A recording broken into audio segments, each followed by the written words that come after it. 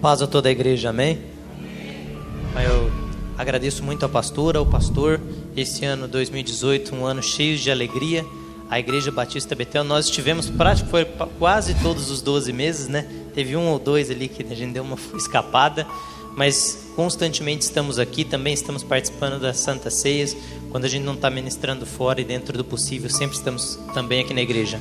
Agradeço a Deus pela receptividade que a igreja tem a nós, as ministrações, as mensagens. Meu irmão Moisés esteve ministrando aqui, eu estou todos os meses. E agradeço a Deus por cada um de vocês. Em primeiro lugar a Deus, a minha família. E eu tenho muito a agradecer a Batista Betel por toda essa honra. A gente tem que estar onde é celebrado e não tolerado. E aqui eu sei que eu sou celebrado. E eu celebro essa igreja para a honra e glória do nome de Jesus. Amém?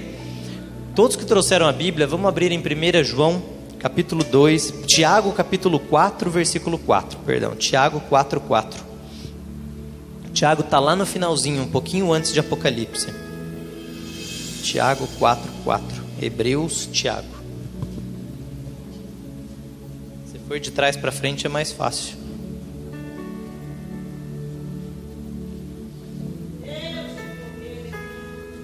Eu gosto muito de tecnologia. Às vezes volte meio pastor, a gente compartilha algumas questões sobre... O pastor estava até falando do aplicativo da igreja, isso é fantástico. Nós já ministramos muitas vezes aqui também, retratando como os ímpios usam a tecnologia para multar, para cobrar, Eu estava vendo os Correios, eles arrumaram um sistema novo agora. Antes, quando você comprava algum produto do exterior, ele chegava até a cidade, você ia lá no Correio, se fosse tributado, você pagava o imposto e pegava o produto. Se não pagasse, o produto voltava. Só que isso estava dando prejuízo para eles, essa é a minha leitura. Por quê? Porque muita gente chegava, a hora que via que era tributado, não pagava e tinha que retornar a encomenda. Então eles tinham esse gasto de trazer e voltar e a pessoa não pagava. O que eles fizeram com a tecnologia? Se os ímpios estão usando, nós como os cristãos também temos que usar. Agora todas as encomendas internacionais, elas chegam no Rio de Janeiro, elas passam lá por aqueles leitores, vem uma cartinha bem baratinha assim na sua casa, pedindo para você entrar no site, pagar tudo, contestar, enviar prova, documento, o que precisar. Se pagar, aí vem o produto. Então eles, os filhos das trevas, não estou falando que os donos do correio, os gerentes lá são filhos das trevas, mas o sistema no mundo muitas vezes é mais sábio do que os filhos da luz. Não estou dizendo da Igreja Batista Betel, porque agora aqui a igreja também já tem o aplicativo, mas eu estou dizendo em geral para nós. Muitas vezes a gente deixa de fazer uso da tecnologia e daquilo que Deus pôs ao nosso alcance e perdemos com isso. Podíamos estar alcançando mais pessoas. Hoje tem as redes sociais um poder quase equivalente ou até maior do que a rádio e a televisão. Então nós temos que usar isso para o bem. Não é deitar lá e ficar correndo do Facebook, xeretando a vida dos outros, mas é usar aquilo para transformar vidas, espalhar o evangelho e fazer a vontade de Deus. E a gente vai tratar um pouco desse assunto. Apesar de toda essa importância que tenha o digital, e eu não sei porque eu gosto muito do papel e do físico também. Então a Bíblia, e eu creio que uma coisa é você ter um aparelho pequenininho que é o celular, por exemplo, e ali você tem a tua Bíblia, você tem ali você faz coisa boa e coisa errada, você atende telefone, vê e-mail, tudo. Se você tiver uma Bíblia na sua mão, você olha aquele produto, aquele bem material que está ali na tua frente, você fala, isso aqui é a palavra de Deus. Quando eu pego um celular, eu não penso aqui é a palavra de Deus. Eu trouxe a palavra de Deus. Não, eu trouxe o meu celular. E aqui dentro também tem a Bíblia. A prioridade ali não está na Bíblia. Não é errado, mas eu aconselho quem quiser e quem se sentir à vontade para tanto, que é algo que eu faço, eu vejo que tem resultado. Quanto mais nós pudermos nos ligarmos a Deus, mais espiritual nós vamos ficar. Um passo que você pode dar, se você não tem uma Bíblia ou não tem um hábito, é quando vir à igreja trazer uma Bíblia. As Bíblias são baratas, tem até Bíblia de graça dos Gideões, aquele Novo Testamento. Bíblia é uma coisa que é a coisa mais fácil do mundo de se adquirir. Então é um conselho, não só nisso, mas em passos e decisões pequenas no nosso dia a dia. Ter o hábito de agradecer a Deus sempre que passar. Minha mãe, nós temos um hábito, eu peguei isso dela desde pequenininho. Sempre que ela comprou alguma propriedade ou alguma coisa, sempre, pastor, que a gente passava em frente, ia viajar, ela estendia a mão e orava pelaquela propriedade.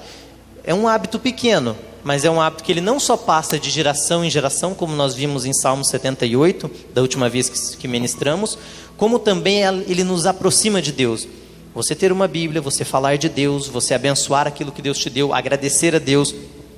Um detalhe sério é que muitos filhos, eles não gostam e apreciam a profissão dos pais, porque os pais reclamam. E ao invés de agradecermos a Deus por aquilo que Deus nos deu, eu já vi esposa falando assim: eu não quero que o meu filho siga a profissão do pai dele. Nesse caso específico, o pai gosta da profissão e o filho ama a profissão do pai, porque o pai gosta, e a mãe fica meio brava, porque ela não é muito chegada na profissão do pai. Mas é uma tragédia, porque é uma luta e é um confronto. A mãe falando que é ruim, e o filho: será que é bom o que meu pai faz? Será que é legal trabalhar com o que ele faz? Eu me lembro de não tem um dia na minha vida que eu consigo me recordar do meu pai ou da minha mãe chegando em casa reclamando de serviço. Eles chegavam às vezes cansados, com bastante coisa, às vezes eu via com a cabeça quente, mas sempre agradecendo a Deus e sempre feliz com aquilo, como muitos de vocês provavelmente devem fazer também. E se não fazemos, é um conselho para fazermos, agradecermos a Deus e sermos felizes por aquilo que Ele nos deu. Se ainda não chegamos aonde queremos chegar, não é porque estamos pastoreando as ovelhas que vamos reclamar, porque Deus nos colocará para ser rei em Israel. Mas há um tempo, há o Golias para ser enfrentado.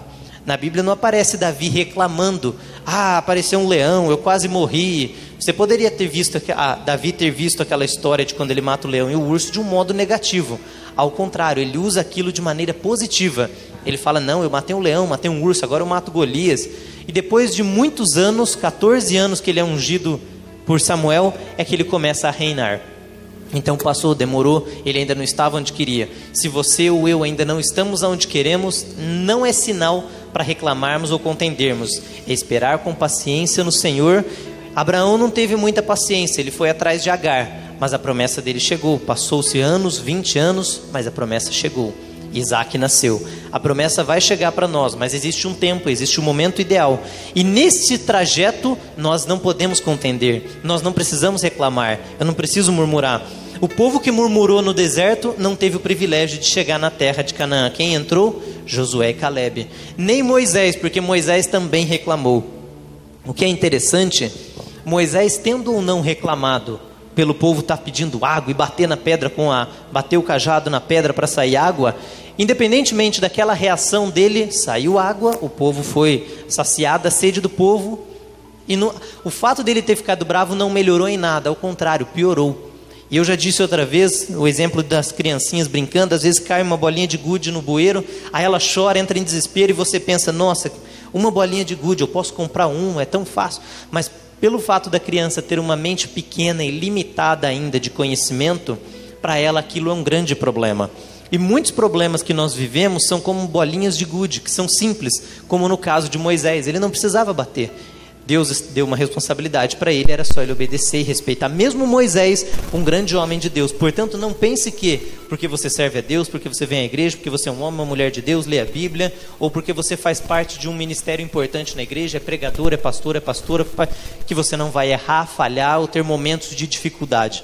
Nós vamos ter. Mas nós temos que seguir os exemplos destes grandes homens, que são os que venceram, que são os heróis da fé. Inclusive, Sansão, apesar de toda a tragédia na vida dele, ele devia ser um cara bem desequilibrado, porque Deus abençoando ele, mas os instintos da carne, os desejos carnais dele, levando ele a fazer coisas erradas, se relacionar com mulheres que não deviam, pecar contra o Senhor, mas ele se arrepende e ele está nos heróis da fé de Hebreus capítulo 11. Mesmo diante de tantos erros que ele cometeu, ele colheu todos, mas ele morreu, e a morte dele foi praticamente um suicídio. Mas ele levou mais filisteus e mais inimigos na morte dele do que na vida. Então, na própria destruição dele havia alegria. Na própria morte, na tragédia ali, havia alegria. O que? O povo de Israel estando protegido com a destruição dos inimigos. E em um momento de guerra, como todos sabemos, infelizmente, se o povo de Deus perdesse a guerra, hoje talvez nós nem teríamos mais a Bíblia aqui na nossa mão e o Evangelho sendo pregado. Portanto, independentemente das adversidades, dos momentos complicados que a gente passa, nós temos que lembrar sempre que temos uma promessa, que a promessa é tanto na terra quanto no céu. Existem coisas que Deus tem para nós na terra. Por exemplo, tem muitos cristãos que pensam e vivem apenas um plano espiritual, esquecendo-se do material que Deus nos deu. O mais importante, a vida eterna. Que é um exemplo, muitas pessoas... Quando Abraão teve Isaac, a promessa que Abraão tinha não era apenas ir para o céu ou ser salvo.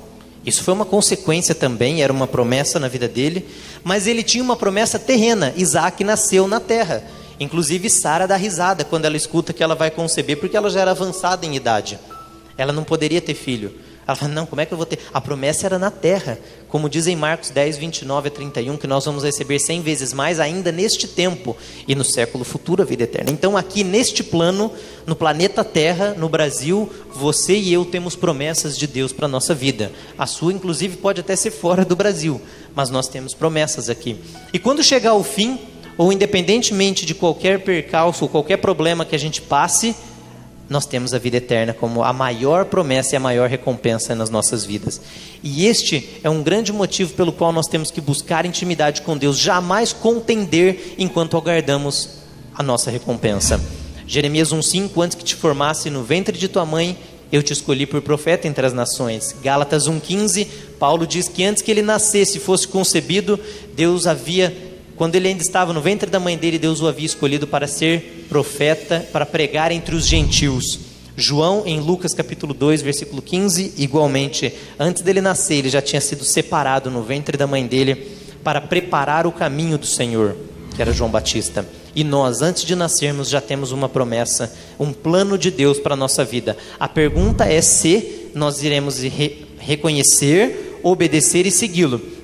Existem dois fatores relevantes. Um é reconhecer e o outro é segui-lo. Muitos de nós nem sabemos por que estamos na Terra.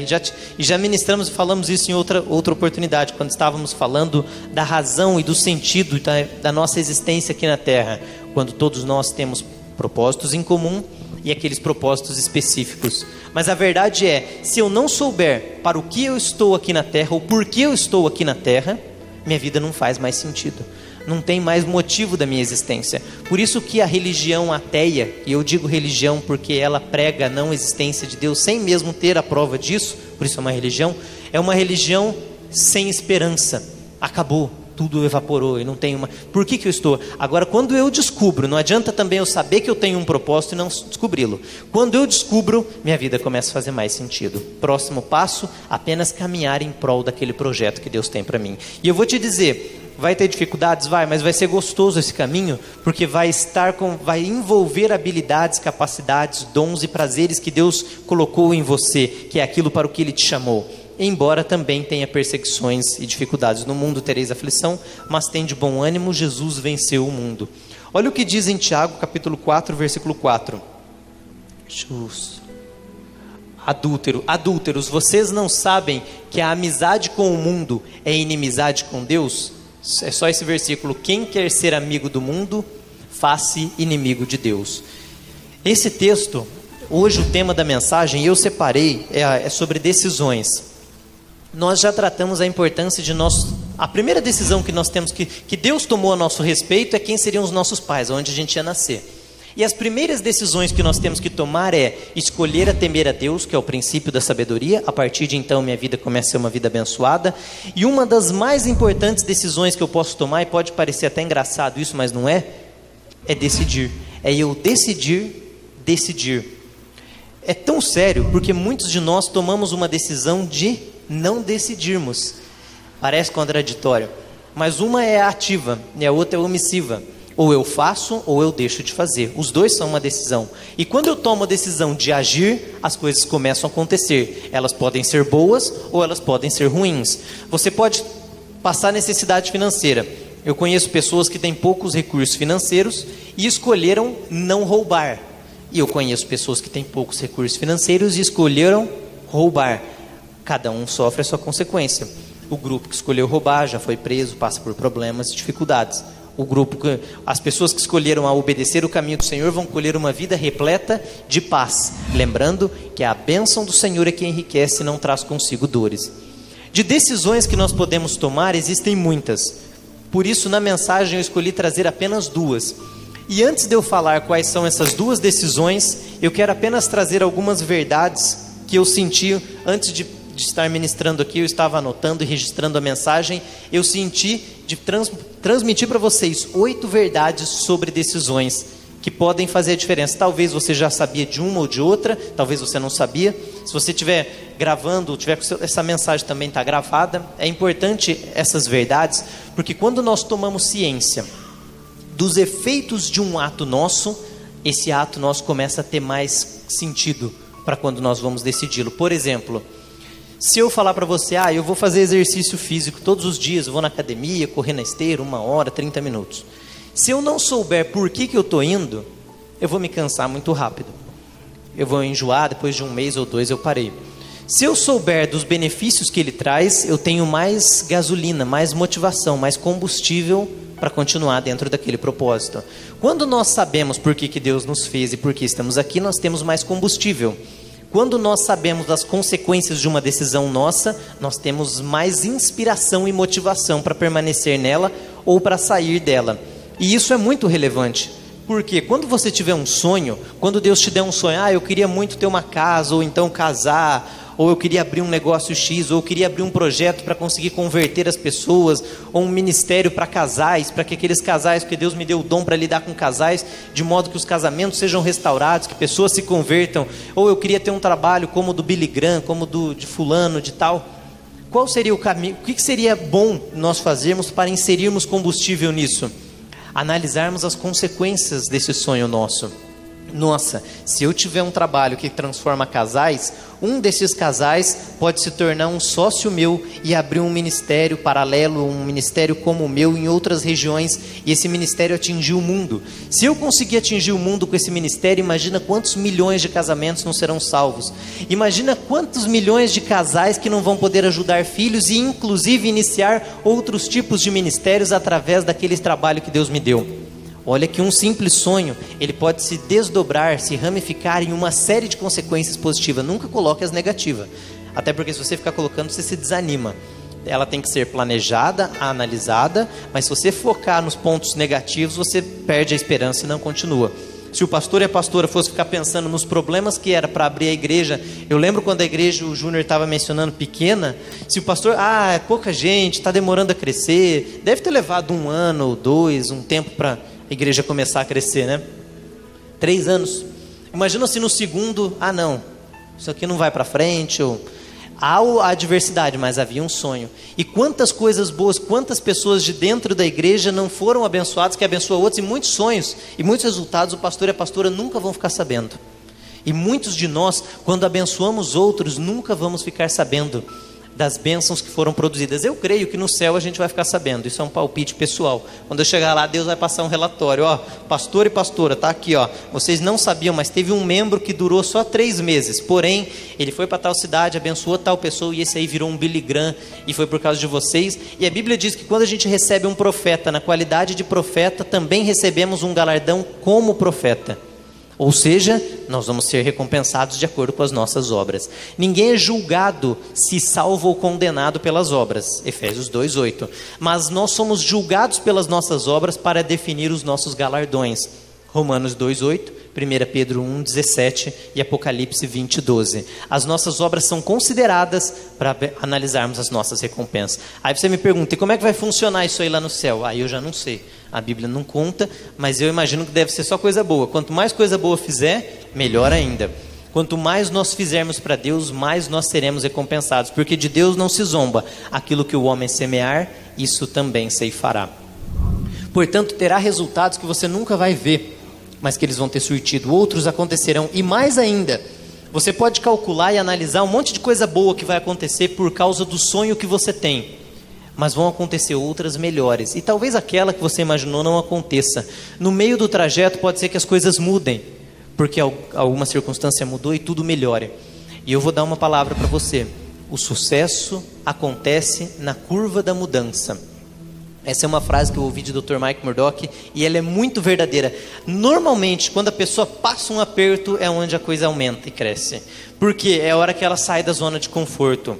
Isso já aconteceu conosco no escritório. Teve um momento no escritório em que aconteceram coisas difíceis. A morte do meu pai foi um exemplo delas. Por exemplo, a Bíblia diz em Eclesiastes capítulo 7, não precisa abrir sua Bíblia agora, em Eclesiastes capítulo 7, versículo 10, versículo 12, e todo o capítulo 7 ele é extraordinário, até para ser lido, para você analisar ele depois, que é melhor, e no versículo 1 em diante, que é melhor ir à casa aonde tem tristeza do que aonde tem alegria. Imagina se eu dissesse isso para você, é melhor ir no velório do que comer um churrasco e uma carne com os amigos. É isso que está escrito, porque aonde há amor, é melhor ir na casa onde há luto do que aonde há festa. É o que está lá, não é nem eu falando. Depois pode ver, Eclesiastes 7. E por que Salomão escreve isso? Ele diz por quê? Porque ali os vivos consideram a morte e a sua própria existência. Eles analisam. Você para e pensa, nossa, semana que vem pode ser minha mãe. Então chegando em casa você dá um... Já teve vezes que eu assisti filme triste e o filme era tipo a morte de um parente, de uma mãe. Daí eu fiquei meio que com consciência pesada, fui lá, abracei minha mãe. Não sei se alguém já teve alguma coisa parecida, mas eu já tive. Eu falei, nossa, pode ser que amanhã morra um irmão meu, um amigo, alguém. Você analisa melhor as circunstâncias na tua vida. Infelizmente, tem coisas que as pessoas só aprendem com a dor. Nós temos que evitar este processo de aprendizado. Temos que aprender com o conselho. Mas muitos só aprendem com a dor. E não existe dor pior do que a dor numa morte. Então a morte, ela machuca. Quando meu pai faleceu, e claro que eu digo isso com respeito, porque eu tenho saudade, gostaria que ele estivesse aqui, e não fico feliz por ele morrer, mas aconteceram coisas felizes na minha vida que não aconteceriam se ele estivesse vivo.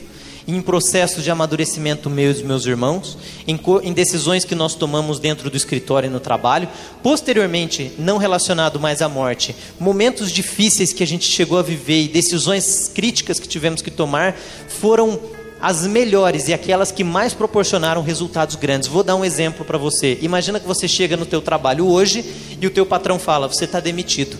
Aí você chega reclamando e chorando, Deus, por que você fez isso comigo? Porque você foi demitido, você começa a iniciar o teu próprio negócio. E ele estoura e você vira um milionário, usa o teu dinheiro para abençoar, prospera no reino de Deus, abençoa ministérios. E um dia alguém te pergunta, como é que tudo isso aconteceu? Foi porque eu fui demitido. Então muitas vezes algo que parece triste, difícil e doloroso é algo bom, porque Deus está preparando algo muito melhor e maior.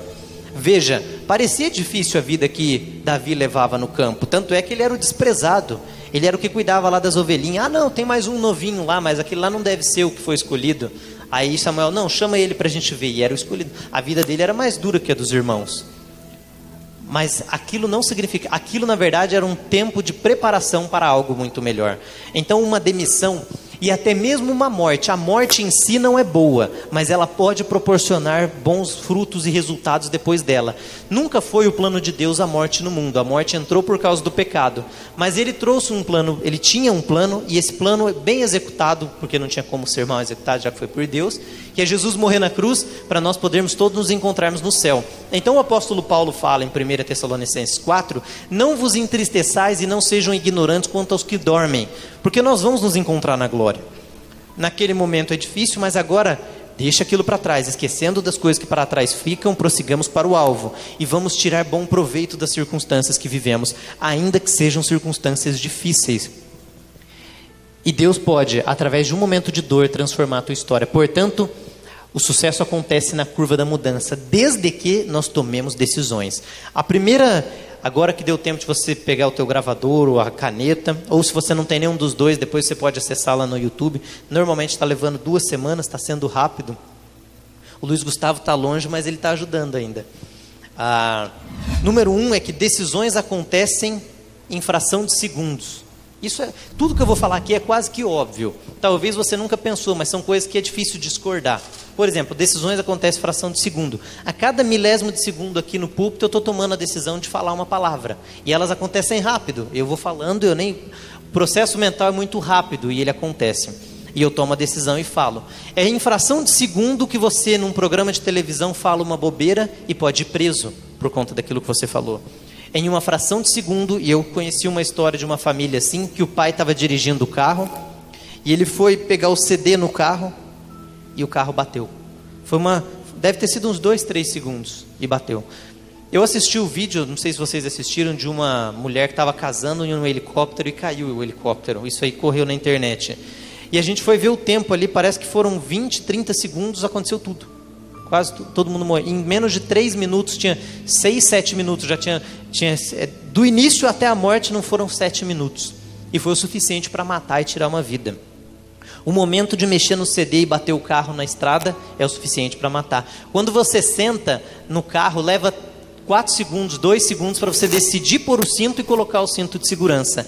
Essa decisão de não colocá-la pode resultar na tua morte, ou se você não olhar no teu filho atrás do carro e exigir que ele coloque, na morte dele. Aí essa decisão vai ter uma consequência prática quase que eterna, vai ter uma consequência, pelo menos nessa vida, até o fim. Um filho perdido. Por quê? Por causa de uma decisão, uma falta de cuidado. Não é momento mais para se martirizar, porque já foi, esquecemos das coisas que para trás ficam, vamos prosseguir para o alvo, usando aquilo como aprendizado para não mais errarmos. Embora tenhamos como meta não aprendermos com a dor, mas se sofremos a dor, podemos extrair bom proveito dela, que é o que está lá em Eclesiastes 7. Decisões acontecem em fração de segundo. 2. Decisões são tomadas até por crianças. E isso é bem sério. Eu já falei isso outra vez. Eu acho que eu falei.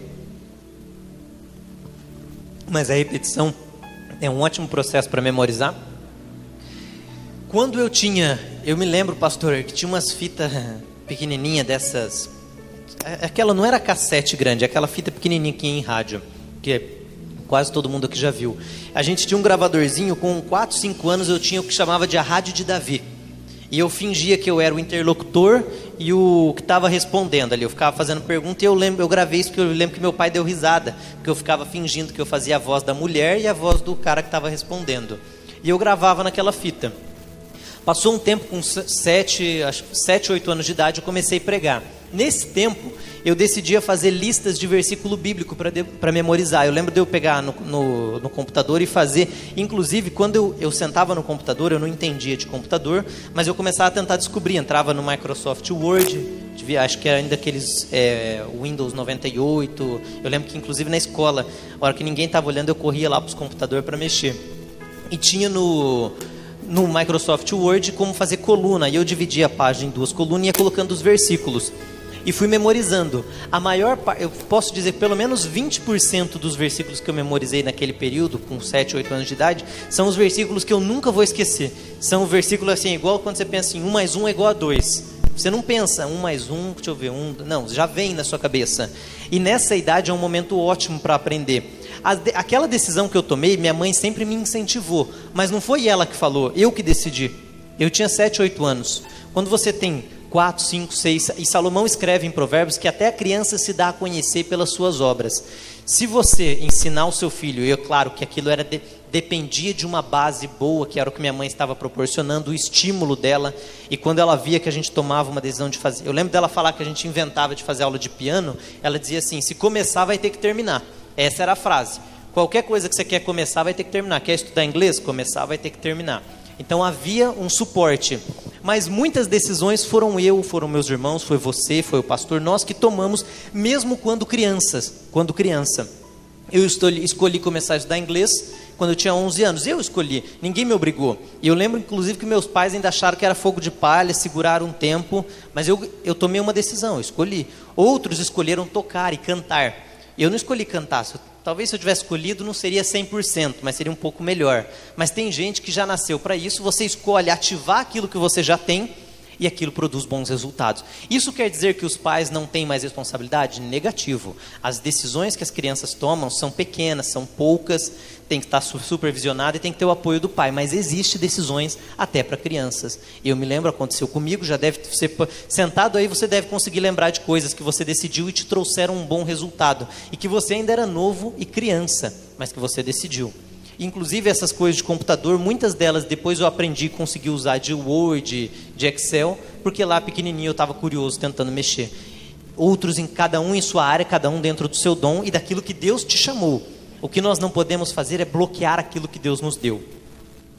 Decisões são tomadas até por crianças, decisões são tomadas com bases em matrizes de valores, que é essa consequência da decisão de uma criança, por exemplo.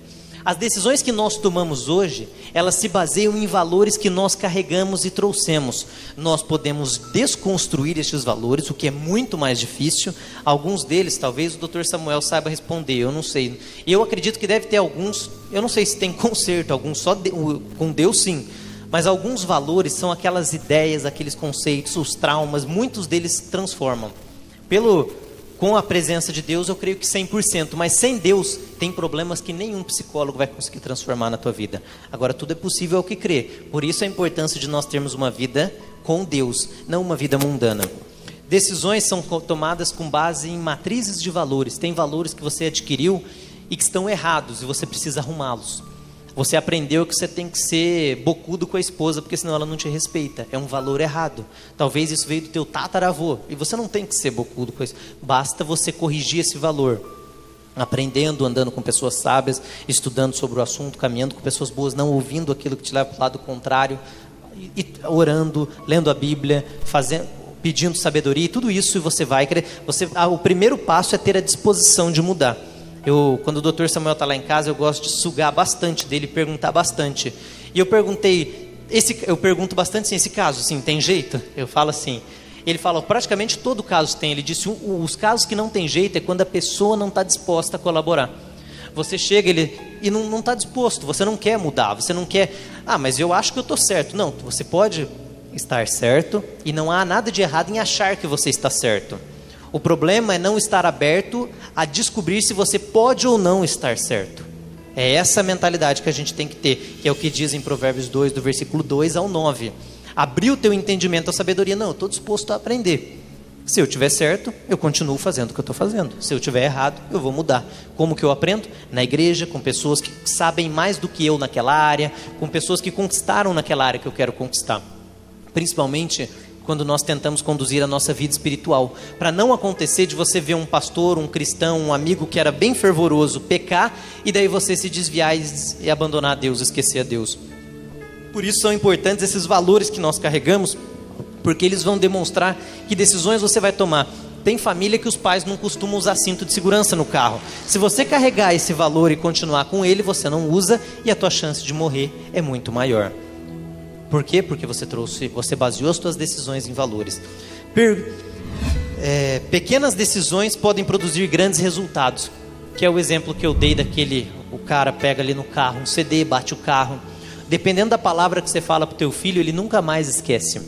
Eu disse aqui na outra vez do poder da palavra, nós pregamos sobre isso. Um elogio que eu recebi do meu pai quando eu tinha 13 anos de idade, eu nunca mais esqueço. E vários outros que eu recebi isso funciona muito com elogio. Isso também funciona com crítica. E nós lembramos. Então, pequenas decisões produzem grandes resultados. Uma palavra que você fala. Toda decisão é uma semente. Quinta frase.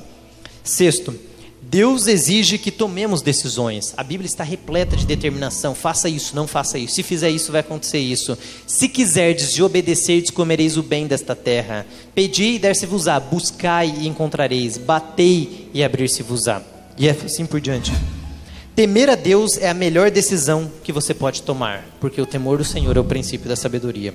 E por último, oitavo, as melhores decisões exigem humildade e conselho. Quando você é humilde, você se abre para Deus, você se abre para a mudança. E quando você ouve conselho, você adquire um conhecimento que você não tinha antes. Porque alguém caiu, fracassou, ou estudou, aprendeu ou conseguiu. Na vida espiritual, na vida emocional, na vida financeira, para a empresa e para todas as áreas. E as duas decisões que eu queria trazer, a mensagem na verdade é essa, para nós caminhar, estamos já, assim, vamos dizer, a 3/4 na mensagem, está acabando. São duas decisões importantíssimas. Nós vimos em Tiago capítulo 4, versículo 4, que a amizade do mundo é a inimizade com Deus. Se der para colocar o texto de 1 João 2,15, Tiago 4,4 diz que a amizade do mundo é a inimizade com Deus. Então, se eu quero ser amigo de Deus, eu não posso ser amigo do mundo. E 1 João 2,15, não amem o mundo e nem o que nele há. Se alguém ama o mundo, o amor do Pai não está nele. Isso aqui é muito sério. A pergunta que eu te faria: você é inimigo do mundo ou amigo do mundo? E muitos de nós queremos ser amigos do mundo, ou porque não queremos magoar as pessoas, ou porque queremos satisfazer os nossos próprios deleites e os prazeres da nossa carne. E usamos daí como desculpa não desagradarmos as pessoas. Mas independentemente do motivo ou do porquê, a questão é: você e eu somos amigos do mundo ou não? E a próxima pergunta é: o que é ser amigo do mundo? É fácil descobrir. É só eu dar uma olhada no Facebook de bastante gente, você já percebe se a pessoa é amigo do mundo ou não. Você vê as fotos que a pessoa posta. Ou então imagina quem tem celular com senha, se você pegar e digitar a senha ali, você já descobre bastante se a pessoa é amigo do mundo ou inimigo do mundo. E se eu quero ser amigo do mundo, eu jamais vou ter a vida eterna, eu jamais vou ter Deus. Por quê? Você me diria, mas a salvação não é pela fé? Mas a Bíblia diz que nós só amamos a Deus quando obedecemos os seus mandamentos. O amor do Senhor é obedecer os seus mandamentos, 3 João. Se eu não obedeço os mandamentos do Senhor, eu não amo o Senhor. Porque as minhas obras testificam da minha fé e de quem eu sou. Aquilo que eu vivo, aquilo que eu faço testifica do que eu creio. Como posso dizer, aquenta-te, mas não dá a coberta e o alimento necessário? Mostra a minha fé, mostra-me a tua fé sem as obras, e eu te mostrarei a minha fé com as minhas obras. É o que está lá em Tiago, capítulo 3, versículo 24. Fé sem obras é morta. Porque a fé só é confirmada quando nós a externamos, e nós só a externamos com as nossas obras. Não adianta você fazer obras boas e não ter fé. E não adianta você ter fé, mas não fazer aquilo que Deus manda na Bíblia, que inclui obras boas, porque senão nós também não temos a vida eterna. Se eu quiser estar com Deus, a primeira decisão que eu trouxe hoje para você e para mim é não sermos amigos do mundo. Se nós queremos a vida eterna, não ser amigo do mundo, seria fácil passar uma relação. Cerveja, filmes, músicas, amigos, lugares que você frequenta, o que você fala, ou até no emprego que você está. Tudo isso vai determinando se você é ou não amigo do mundo. E agora coloca o texto de Gálatas 5, versículo 17. Acho que é o 17. 5, 17. É só esse versículo, tá? Pois a carne deseja o que é contrário ao espírito. Isso aqui já mostra muito. A carne deseja a amizade do mundo. E o espírito deseja a amizade com Deus. E quem é amigo do mundo não é amigo de Deus. Se a carne deseja, e eu tenho quando a palavra deseja, que traz a impressão de querer, de ansiar, de ter vontade de, parece ser algo prazeroso, que te dá alegria e satisfação. E é. As coisas que nos distanciam de Deus, elas são prazerosas, elas trazem satisfação, tanto que por um momento de 20, 30 minutos com uma mulher, um homem pode destruir sua família.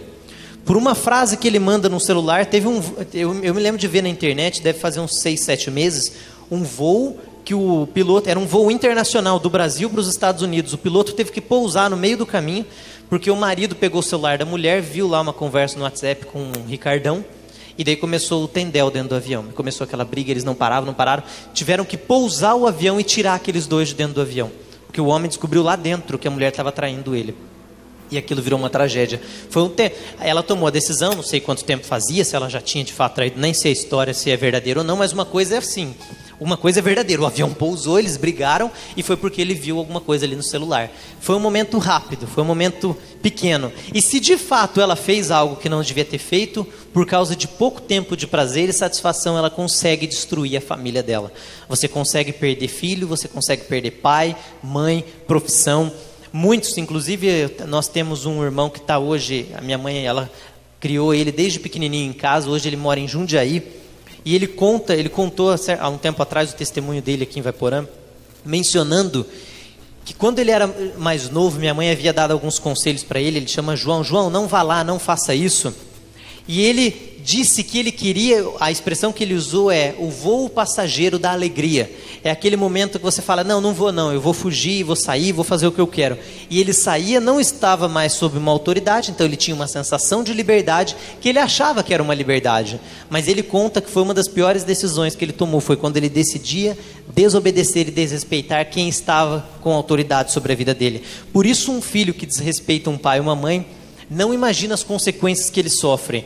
Porque a Bíblia não está brincando quando diz honra o teu pai e a tua mãe para que te vá bem e te prolonguem os teus dias sobre a terra. Mesmo depois de adulta, minha mãe diz que teve momentos em que ela não seguiu um conselho do pai dela e ela sofreu consequências por causa daquilo.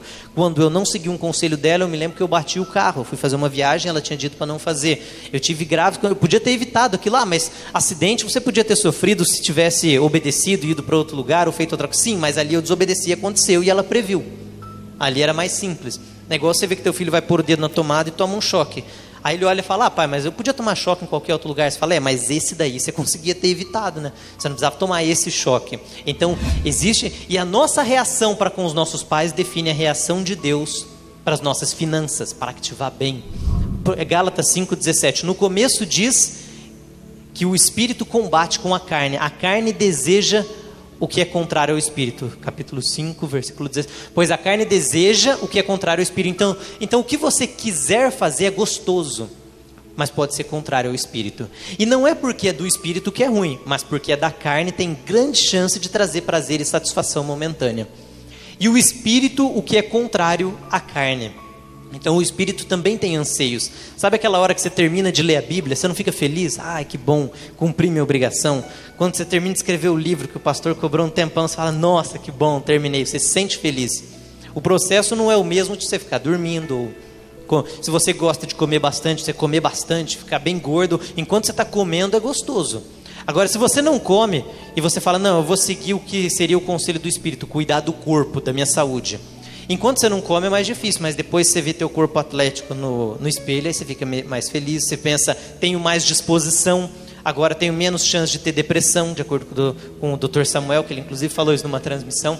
E o Espírito, que é contrário à carne, eles estão em conflito um com o outro, de modo que vocês não fazem o que desejam. Olha que interessante isso. Lembra quando Paulo fala, ó miserável homem que sou, porque aquilo que não quero é isso que faço. O que nós temos que ter cuidado é, tem muita coisa que eu quero, que parece boa, que aparentemente é legal, mas eu não devo fazer. Eu não devo fazer o que eu desejo, eu devo fazer o que o Espírito deseja. E essa é a primeira decisão que eu trouxe. Nós falamos da importância de decisão, que decisões pequenas trazem grandes resultados, que decisões acontecem em pouco espaço de tempo, que a decisão é baseada em matrizes de valores que eu e você temos, e vários outros, foram 8. Agora eu tenho um conselho para te dizer, siga 2 decisões. Claro que existem muitas. Uma delas, que é a que nós citamos aqui, é não amar o mundo, não ser amigo do mundo. Porque quem é amigo do mundo não é amigo de Deus. E para não amar o mundo, vai ter coisas que eu desejo e não devo fazer, mesmo que pareçam gostosas e boas e tragam uma satisfação momentânea. É o voo passageiro da alegria. É aquele voo que dura pouco. E depois você percebe, cadê, onde eu estou, o que eu fui fazer? É o filho pródigo saindo do pai, gastando tudo. E a segunda decisão é de Provérbios 26, versículo 1, 26, versículo 8, Marcos 10, versículo 9, 7 em diante, e vários outros textos. Nós não precisamos abrir ele agora, depois você pode confirmar esses textos. É nós não tratarmos todos iguais. Não tratar todos iguais. Eu pergunto, será que isso está certo? Quando nós temos esse conceito, que pode ser uma matriz, um valor que você trouxe, trate todos iguais, nós deixamos de recompensar as pessoas pela diferença. Por que quando as pessoas... Eu lembro que quando eu estudava no ensino fundamental, se eu fosse mal numa prova, a recuperação, eu estudava na escola cristã que vai por aí, a recuperação, que é o exame, ficar de recuperação, era um pouco diferente lá e eu ficava com raiva. Era assim, quem não ficasse de recuperação, saía 2 semanas antes de férias. Se eu ficasse de recuperação em uma matéria, eu tinha que ficar as 2 semanas a mais estudando normalmente. Então era um grande prêmio você estudar e não ficar de recuperação. Tratar todos iguais seria colocar todo mundo para estudar ao mesmo tempo. Não tratar todos iguais é recompensar os alunos que se destacaram e liberar eles 2 semanas antes. É um prêmio. Jesus não tratou todos os discípulos iguais. A Bíblia diz que tinha o discípulo a quem Jesus mais amava. Quando quando foi ter a transfiguração, Jesus levou Pedro, Tiago e João. Jesus levou, acho que foi Pedro e João. Tiago foi também? Tiago acho que foi também, né? Jesus levou 2, 3 discípulos com ele. E os demais? Nenhum. Quando Jesus foi celebrar a ceia, você lembra que ele fala para os discípulos dele, olha, vá e vocês vão encontrar um jumentinho. E você vai lá, desateia o jumentinho, pega, se te perguntarem, fala que é porque o mestre está precisando do jumentinho. Não, vocês estão passando lá, vocês vão encontrar um homem carregando um balde, uma água. Aí você chega para ele e pergunta, onde vai ser a sala que está sendo preparada para o mestre celebrar a ceia? Aí ele vai te mostrar. Na minha opinião, Jesus fez isso para Judas não ficar sabendo onde era, porque senão ele teria sido pego antes. Então ele foi inteligente, mas ele não contou para Judas. Por quê? Porque senão Jesus não poderia não ter celebrado aquela ceia naquele momento. O que isso quer dizer? Jesus não tratou todos iguais. Jesus fugia dos fariseus. Jesus não chamou os discípulos dele de raça de víboras, mas ele chamou os fariseus. Jesus não falou, tomem cuidado com o fermento dos meus discípulos, mas ele falou, cuidado com o fermento dos fariseus. Quando você for tratar todos iguais, você não recompensa as pessoas pela diferença delas e você não colhe a consequência de obras boas, tanto tuas quanto dos demais. Porque se nós temos essa mentalidade, nós não temos uma mentalidade de recompensa. E Mateus 25 diz que cada um recebeu a quantidade de talento de acordo com a capacidade que conseguiam lidar. Um ganhou porque já não sabia lidar muito bem com aquilo. O que ganhou mais? 2, ele sabia administrar melhor. O que ganhou 5, sabia administrar melhor ainda. Um multiplicou, o outro também multiplicou. E o que ganhou 1 não multiplicou nada. Tirou do que não tinha, do que só tinha 1 e deu para o que tinha mais. Porque aquele que tem, lhe será dado. E o que não tem, até o pouco que tem, lhe será tomado. Essa é a maior prova de que nós não devemos tratar todos iguais. O que eu quero dizer com isso? Não vá na casa de pessoas que não gostam de você e querem o teu mal. Você perde o teu tempo fazendo isso. Invista em pessoas que acreditam em você. Não tente ficar tentando convencer fariseus que fecharam os olhos. Jesus falava por parábolas para que eles não entendessem e não se convertessem. E de acordo com Mateus 13:15, porque ouviam de mau grado. Jesus disse: sacuda o pó do seu pé e saia da cidade onde vocês e da casa onde vocês não forem bem recebidos. Não esteja onde você é tolerado, esteja na Batista Betel, aonde você é celebrado. Não esteja com pessoas que te desanimam. Você não precisa fazer algo, mas eu sou grato, aquela pessoa me ajudou. Agradeça a ela, demonstre sua gratidão, mas não desperdice o seu tempo. Provérbios 26:8 diz que como quem prende uma pedra preciosa em um estilingue é quem dá honra a um tolo. Não fales aos ouvidos do tolo, porque ele desprezará a sabedoria das tuas palavras. Provérbios 23:9. Nem falar com ele você deve falar, isso é bíblico. Anda com o sábio e será sábio, mas o companheiro do tolo será afligido. Então afaste-se de amizades ruins, não trate todos iguais. E detalhe, muitas vezes a gente se preocupa só com a ovelhinha negra e a gente já esquece de agradecer aquelas que são as boas, que nos ajudaram, que nos levaram para cima, que trouxeram você onde você está hoje, que te deram apoio, que acreditaram em você em um momento de adversidade. E nós temos que ser gratos a elas. Por isso, não tratar todos iguais. São duas, nós vimos a importância das decisões. A primeira decisão é não amar o mundo, que eu citei, claro que existem muitas outras. Não amar o mundo para então termos Deus. Isso vai exigir um pouco de sacrifício, mas a recompensa virá tanto na terra quanto no céu. E a segunda decisão, que é dessa que nós estamos tratando, é não tratar todos iguais, mas recompensar as pessoas por suas diferenças. Amém? Vamos nos colocar de pé. Senhor, estamos na Tua presença nesta noite, neste domingo, final de ano, nesta igreja tão maravilhosa. Eu peço ao Senhor, ó Deus, que tudo que foi dito aqui, que cada um daqueles que ouviram possam, de maneira crítica, confirmar isso nas Escrituras, remoer essa mensagem de um tal modo que o Teu Espírito testifique nelas, confirme a Tua palavra e ajude-as a tomar decisões.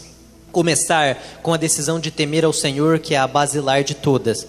Tomar a decisão, Senhor, de não investir em tolos, de não amar o mundo e aprender quais são outras decisões que o Senhor quer para nós. Senhor, proteja-nos de todas as setas que Satanás tenta lançar contra as nossas vidas. Não permita com que a depressão, a morte, a tragédia, a inveja, os ciúmes, o acidente, a doença grave, qualquer maldade sobrevenha na vida dos teus servos e dos teus filhos que estão aqui nesta noite. Eu declaro a cura para o parente que está sofrendo, para uma pessoa que possa estar passando uma dificuldade no casamento, na saúde física. Talvez tenha um parente que está doente, esteja internado, ou mesmo uma pessoa que está aqui nesta noite buscando uma solução, uma resposta financeira, emocional, espiritual, que pretende a conversão de um filho, de um marido, de uma esposa, seja de quem for, Senhor.